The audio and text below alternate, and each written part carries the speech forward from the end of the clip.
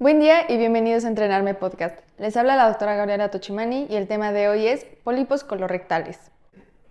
Pólipo es un término clínico o una descripción macroscópica para denominar cualquier tumor o crecimiento circunscrito que se proyecta sobre la superficie mucosa. La incidencia de pólipos colorectales aumenta con la edad.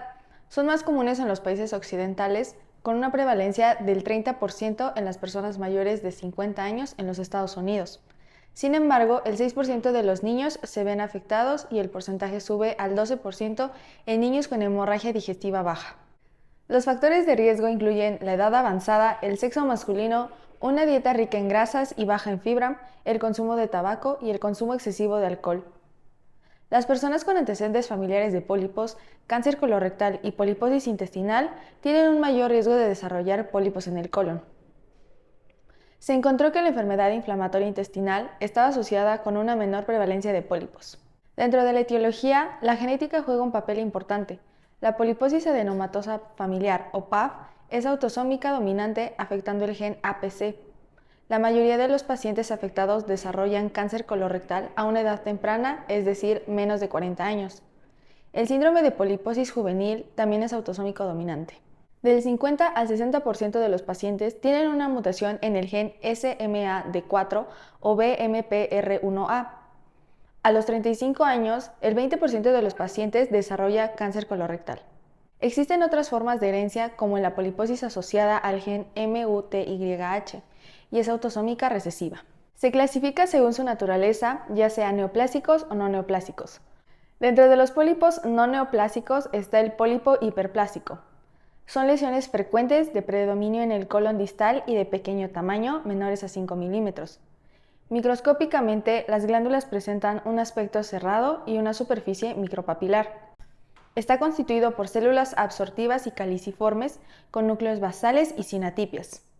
La membrana basal subepitelial suele estar engrosada. Estos pólipos tradicionalmente se han considerado no neoplásicos, pero diversos estudios han mostrado alteraciones clonales, mutaciones de Carras e inestabilidad de microsatélite en un porcentaje reducido de ellos. Los pólipos amartomatosos son lesiones amartomatosas que habitualmente se producen en pacientes con síndrome de Peutz-Jeghers o en la enfermedad de Cowden, aunque también pueden aparecer de manera aislada. La localización más frecuente es el intestino delgado y la mayoría se diagnostican en la tercera década de vida.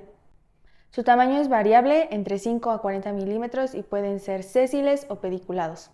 Histológicamente están constituidos por glándulas desorganizadas que asientan sobre un eje arborescente de músculo liso originado a partir de la muscularis mucosa. El epitelio es semejante al área donde asienta sin mostrar atipias. En un 6 a 12% puede observarse transformación adenomatosa o carcinomatosa. El pólipo juvenil ocurre fundamentalmente en las 2 primeras décadas de vida. Su localización más frecuente es en el recto y generalmente son únicos y pediculados, menores de 3 centímetros. Su superficie es lisa y brillante y a la sección presentan quistes microscópicamente. Están formados por glándulas tortuosas y quísticas, sin atipia epitelial, rellenas de moco e inmersas en un estroma edematoso e inflamado. Superficialmente pueden mostrar tejido de granulación. En un 20% de los casos presentan glándulas semejantes a las de los pólipos hiperplásicos. El pólipo juvenil se considera como no neoplásico y solo excepcionalmente se han observado cambios adenomatosos o carcinomas. El pólipo inflamatorio o pseudopólipo generalmente son secundarios a una enfermedad inflamatoria intestinal. Así, pueden observarse en pacientes con colitis ulcerosa, enfermedad de Crohn, colitis isquémica, amebiasis y esquistosomiasis. Histológicamente son islotes de mucosa que parecen proyectarse debido a la ulceración de la mucosa adyacente. La mucosa puede mostrar las alteraciones correspondientes a la patología de base. Ocasionalmente presentan células estromales grandes y atípicas que pueden simular un sarcoma. Los pólipos neoplásicos, también denominados adenomas o pólipos adenomatosos, son lesiones premalignas con capacidad para transformarse en adenocarcinomas. Se clasifican en adenoma tubular, túbulo velloso y velloso. Macroscópicamente pueden ser pediculares o sésiles. En general, su tamaño se correlaciona con el tipo histológico, siendo la mayoría de lesiones menores a 1 centímetro adenomas tubulares, mientras que la mitad de los mayores de 2 centímetros corresponden a adenomas tubulovellosos y vellosos. Microscópicamente, los adenomas tubulares presentan una arquitectura glandular, mientras que los vellosos son papilares. El epitelio de los adenomas es, por definición, displásico, y la tendencia actual es a clasificarla como de alto y bajo grado. El término de displasia de alto grado es sinónimo, aunque preferible, al de carcinoma in situ, y algunos autores lo hacen extensible al carcinoma intramucoso o por su nula capacidad metastásica. La incidencia de carcinoma invasivo con infiltración de la capa submucosa acostumbra a correlacionarse con el tamaño del pólipo y el tipo histológico. Adenoma cerrado. Son pólipos mixtos hiperplásicos o adenomatosos y representan menos del 1% de los pólipos colorectales. La mayoría son sésiles, predominan en colon distal y miden de 0.2 a 100 centímetros. Microscópicamente, el epitelio es displásico con un patrón arquitectural como el del pólipo hiperplásico, aunque más velloso y con glándulas más ramificadas. La característica principal que los diferencia de los pólipos hiperplásicos es el tipo de núcleos, atípicos, ovoides, con cromatina vesiculosa y nucleolo. La importancia clínica de los pólipos surge del hecho de que más del 95% de los adenocarcinomas de colon se originan a partir de pólipos. Los pólipos son asintomáticos y generalmente se encuentran en colonoscopías de detección para cáncer colorectal. Los pacientes pueden presentar sangrado rectal indoloro de color rojo brillante u oscuro, al limpiarse o con evacuaciones intestinales mezcladas con heces o goteo. Otras presentaciones incluyen diarrea, estreñimiento, dolor abdominal, mucosa con las heces o con síntomas y signos de anemia ferropénica secundaria a sangrado crónico. Para el diagnóstico, un examen físico suele ser normal, aunque los pólipos rectales pueden palparse en el examen rectal digital o si están prolapsados. La prueba de sangre oculta en heces mediante examen rectal digital no es tan efectiva como la realizada en heces expulsadas espontáneamente. La prueba estándar de oro para la detección de pólipos es la colonoscopía, donde se realiza una polipectomía y el manejo se basa en los resultados de la patología. Los pacientes que tengan más de 10 adenomas colorectales deben someterse a pruebas de MUTYH y APC. Una forma más nueva de detección es la colonografía por tomografía computarizada, que requiere una excelente preparación intestinal, pero es menos sensible con pólipos planos.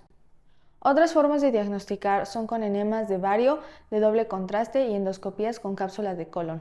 Para el tratamiento, la polipectomía colónica se realiza durante la colonoscopía con fines diagnósticos y terapéuticos mediante polipectomía con asa con electrocauterio para pólipos pediculados o resección de la mucosa para pólipos sésiles.